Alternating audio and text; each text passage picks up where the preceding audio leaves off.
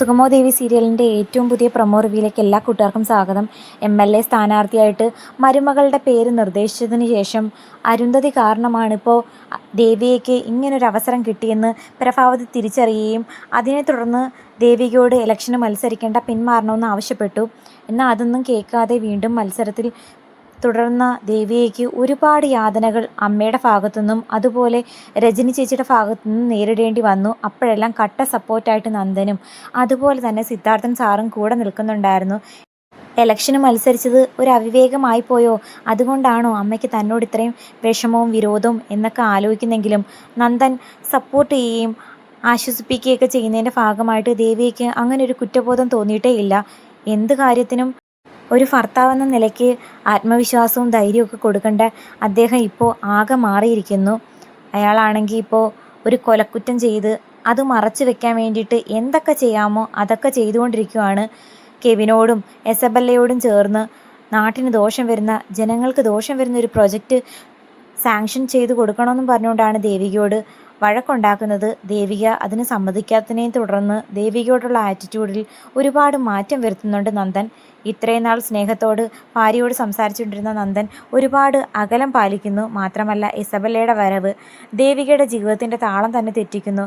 ഉറ്റ സുഹൃത്തായിട്ടുള്ള മുരളിയെ പോലും അപമാനിക്കാനും പിടിച്ചു തള്ളാനും വഴക്ക് പറയുന്നതിനൊന്നും ഒരു മടിയും കാണിക്കുന്നില്ല. ഇതെല്ലാം കൂടി കൂട്ടി ആലോചിക്കുമ്പോൾ ഡിപ്രഷന് ശേഷമുള്ള നന്ദൻ്റെ സ്വഭാവം ആകെ മാറിയിരിക്കുന്നു. അതിനെല്ലാം പിന്തുണയായിട്ട് അമ്മയും കൂട്ടുണ്ട്. എന്നാൽ സിദ്ധാർത്ഥൻ സാറും ദേവികയും പാർട്ടിയിലെ അനുയായികളിൽ നിന്നും സ്വന്തം വീട്ടിൽ നിന്ന് പോലും അവഗണനയും ഒറ്റപ്പെടലും നേരിടേണ്ടി വരുന്നു. KK നായരുടെ പ്രോജക്റ്റ് ജനങ്ങൾക്ക് ദോഷമാണെന്ന് അറിഞ്ഞു വെച്ചുകൊണ്ട് അത് ഒപ്പിട്ട് കൊടുക്കാൻ സിദ്ധാർത്ഥൻ സാറിന് പറയാനും അതുപോലെ ദേവികയ്ക്ക് ഒപ്പിട്ട് കൊടുക്കാനും മനസ്സ് വരുന്നില്ല. എന്നാൽ ബലപ്രയോഗത്തിലൂടെ അല്ലെങ്കിൽ ഭീഷണി രൂപത്തിൽ അത് നേടിയെടുക്കാനാണ് നമ്മുടെ നന്ദനും അതുപോലെ തന്നെ KK നായരും ശ്രമിക്കുന്നത്. എസബല്ല ഈ ആവശ്യം പറഞ്ഞതിൻ്റെ പേര് KK നായരും എസബല്ലയൊക്കെ പോലെ തന്നെ നന്ദനും ഈ ആവശ്യം ശക്തമായിട്ട് ഉന്നയിക്കുന്നുണ്ട്.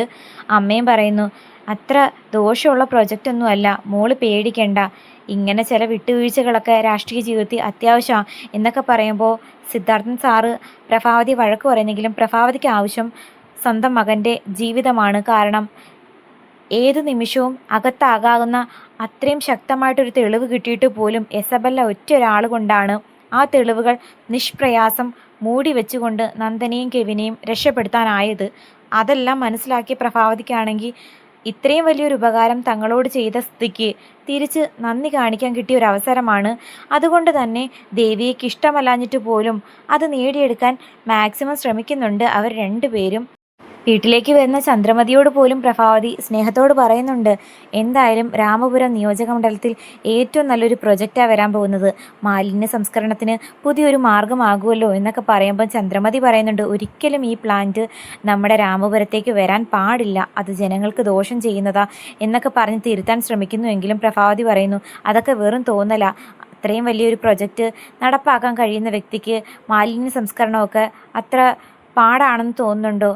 എൻ്റെ കൂട്ടുകാരിയുടെ സ്വഭാവത്തിൽ ഒരുപാട് മാറ്റം ഉണ്ടായി, നീ ഇത്രയധികം മാറിയ കാര്യം ഞാൻ അറിഞ്ഞില്ല, നിൻ്റെ സ്വാർത്ഥ ലാഭത്തിന് വേണ്ടിയിട്ട് ജനങ്ങളുടെ ജീവൻ കുരുതിക്ക് കൊടുക്കാനാണോ നിൻ്റെ പുറപ്പാട് എന്നൊക്കെ ചന്ദ്രമതി ചോദിക്കുമ്പം നിസ്സഹായമായിട്ട് നിൽക്കുന്നുണ്ട് പ്രഭാവതി. പ്രഭാവതിയുടെ മനസ്സിൽ ഒരേ ഒരു ആഗ്രഹമേ ഉള്ളൂ, ഋഷിയെ കൊന്ന ആ ഒരു കേസ് ഒരു കാരണവശാലും കുത്തിപ്പൊക്കാൻ പാടില്ല, അതിന് വേണ്ടിയിട്ട് എന്ത് ത്യാഗം സഹിക്കാനും പ്രഭാവതി തയ്യാറാണ്. അതെല്ലാം കേട്ടുകൊണ്ട് ദേവികയാണെങ്കിൽ ആകെ പ്രയാസത്തിൽപ്പെട്ട് നിൽക്കുന്നുണ്ട്. അതേസമയം ഇസബല്ല കെവിനെ കണ്ട് പറയുന്നുണ്ട്, നാളെ വൈകുന്നേരം 6 മണി വരെ ഞാൻ നോക്കും, അതിനു മുമ്പ് ആ പ്രോജക്റ്റിൽ ദേവിക ഒപ്പിട്ടിരിക്കണം. ഇസബല്ല പേടിക്കണ്ട, ദേവികയുടെ ഭാഗത്തുനിന്ന് ഉറപ്പായിട്ടും ഒരു അനുകൂല നീക്കമുണ്ടായിരിക്കും, ഇത് ഞാൻ തരുന്ന വാക്കാണെന്നൊക്കെ പറയുമ്പോൾ ഈ വാക്ക് എത്രത്തോളം വിശ്വസനീയമാണെന്ന് നാളെ വൈകുന്നേരം വരെ ഞാൻ നോക്കും, അതിനുശേഷം ഞാൻ വേറെ മാർഗം നോക്കും, പിന്നെ എൻ്റെ കൂടെ ഒരു സഹായത്തിനും നന്ദനും കെവിനും വന്നേക്കരുത് എന്നൊക്കെ ഭീഷണി രൂപത്തിൽ പറഞ്ഞ് എസബല്ല അങ്ങ് പോകുന്നു. അതിനുശേഷം കെവിൻ ആണെങ്കിൽ നന്ദനെ കണ്ട് എസബെല്ല അല്പം പിണക്കത്തിലാണെന്നും ഇതുവരെ ദേവി ആ പ്രൊജക്റ്റ് ഒപ്പിടാത്തതിൻ്റെ എല്ലാ ദേഷ്യവും അവൾ എന്നോട് കാണിച്ചു. ഇനി നീ എന്തുകൊണ്ടാണ് ദേവിയെ കൊണ്ട് അത് ഒപ്പിടിപ്പിക്കാത്തത്? എത്രയും പെട്ടെന്ന് പറഞ്ഞ് കാര്യം നടപ്പാക്കാൻ നോക്ക്. എസബെല്ല പിണങ്ങിയാലുള്ള കാര്യം നിനക്കറിയാലോ. അവളുടെ അങ്കിളിൻ്റെ കയ്യിലിരിക്കുന്ന തെളിവ് നമ്മളെ ജീവിതകാലം മുഴുവനും അകത്താക്കാൻ ശക്തിയുള്ളതാ. അത് മറക്കണ്ട എന്ന് പറയുമ്പോൾ നന്ദനാണെങ്കിൽ നിന്ന് ആലോചിക്കുന്നുണ്ട്. ശേഷം വീട്ടിലേക്ക് വരുന്ന നന്ദൻ ദേവിയോട് ഒരുപാട് ചൂടാവുന്നു. നാളെ രാവിലെ തന്നെ ആ പേപ്പർ ഒപ്പിട്ട് കിട്ടിയേ പറ്റൂ, അല്ലെങ്കിൽ എന്താ സംഭവിക്കുന്നതെന്ന് നിനക്ക് ഊഹിക്കുന്നതിനും അപ്പുറം ആയിരിക്കും എന്നൊക്കെ പറയുമ്പം ഒപ്പിട്ട് തന്നില്ലെങ്കിൽ എന്ത് ചെയ്യുമെന്നാണ് നന്ദൻ ഭീഷണിപ്പെടുത്തുന്നത്. നാളത്തോടെ നമ്മൾ തമ്മിലുള്ള വിവാഹ ജീവിതം ഇവിടം കൊണ്ട് അവസാനിപ്പിക്കും, മര്യാദയ്ക്ക് പറയുക എന്നൊക്കെ പറഞ്ഞ് നന്ദനാണെങ്കിൽ ദേഷ്യം പിടിച്ച് പോകുമ്പോഴത്തേക്കും ദേവിയാണെങ്കിൽ പൊട്ടിക്കരയുന്നുണ്ട്. നന്ദൻ്റെ വായിൽ നിന്നും ഇങ്ങനെയുള്ള വർത്തമാനമൊന്നും ഇന്ന് വരെ കേട്ടിട്ടുമില്ല, പ്രതീക്ഷിച്ചിട്ടുമില്ല. ഋഷിയും ദേവിയും തമ്മിലുള്ള ബന്ധം തെറ്റിദ്ധരിച്ച സമയത്താണ് നന്ദൻ ഇതുപോലെ മോശമായിട്ട് ദേവിയോട് പെരുമാറിയിട്ടുള്ളത്.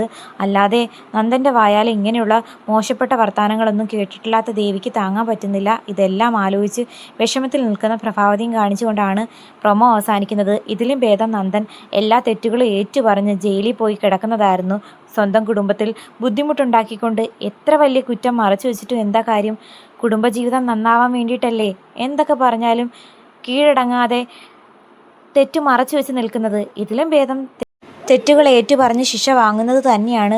സ്വന്തം കുടുംബത്തിലുള്ളവരുടെ കണ്ണീര് കണ്ട് എങ്ങനെ സന്തോഷത്തോടെ മുന്നോട്ട് പോകാൻ പറ്റും? കാത്തിരിക്കാൻ എന്തൊക്കെയാകുമെന്ന്.